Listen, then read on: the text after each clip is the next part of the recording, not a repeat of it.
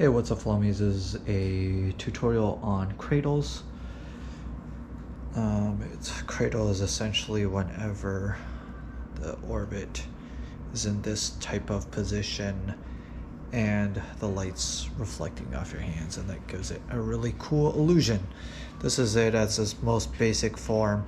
Essentially, to get into that, you will wrap around as many fingers as you'd like to, eventually using your thumb to hook onto the end of it here. And that's what's going to give you control, to give it tension, is pulling your thumbs out like that. You see ever so slightly my thumbs are moving out.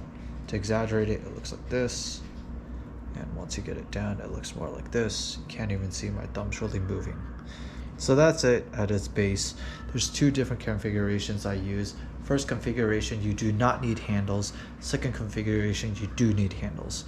So the first configuration, you can wrap, as I said, however you like to. 2 and 2, 4 and 2, 4 and 1. I like using 4 and then 1, because this gives me freedom to move all of my fingers in different ways in order to get all these different variations. So that's the first way. The second way does require you to do some wraps in order to get into it. That's the cleanest way to do it. Essentially, your handle is going to go around your hand, in between your middle finger and your ring finger. It's going to pop out the side like this. So I do that while I'm doing wraps. And then now, handles on the outside. That allows me to get into the basic cradle position again. So in order for me to get into that, I essentially wrap one time all around the outside, and then I grab it with my thumbs. This is highly dependent on your string length.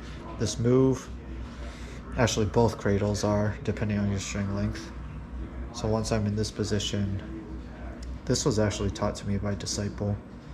So then there's a lot of different variations you can do with this, which is really cool, because you have the handles out in the front also, which adds another dimension to these moves.